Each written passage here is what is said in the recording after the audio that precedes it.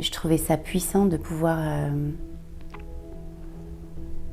reprogrammer son inconscient avec ce qu'on a décidé d'y mettre dedans, sans subir finalement la programmation de départ, qui peut mettre des bâtons dans les roues à sa propre évolution, à son développement personnel.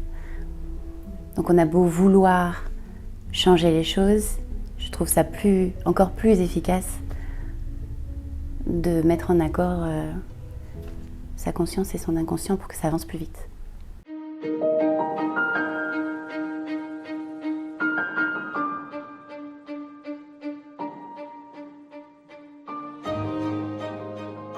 J'ai des patients qui viennent pour ça, pas directement, mais qui viennent en thérapie de couple pour des problèmes de libido, par exemple.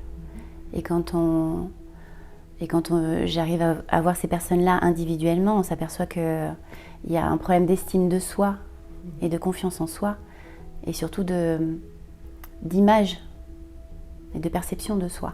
Et pour les personnes en surpoids, ça peut être un vrai problème d'accès au plaisir et au désir avec soi-même déjà, et donc en couple. Donc travailler en hypnothérapie sur la perte de poids, ça permet d'améliorer l'image de soi, l'estime de soi, la confiance en soi, pour renouer avec le plaisir. Alors, ça renforce la détermination à vouloir perdre du poids et donc à mettre en place tout ce qui peut être contraignant derrière. Mais il n'y a pas de régime, c'est manger moins, plus sainement, en prenant son temps et en prenant du plaisir à ça. C'est là-dessus qu'on travaille en fait.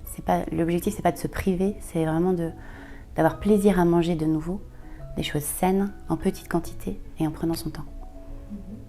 C'est là-dessus qu'on travaille. Et ça renforce la détermination à faire du sport, à se bouger alors que ça peut être difficile et qu'on peut avoir des tas de blocages pour se mettre en mouvement. Et voilà, ça permet de renforcer la détermination, la volonté, en se connectant toujours pareil à son objectif et au plaisir qu'on aura de retrouver un corps sain, de se retrouver belle ou beau dans la glace et de pouvoir remettre des habits qu'on n'arrivait plus à mettre.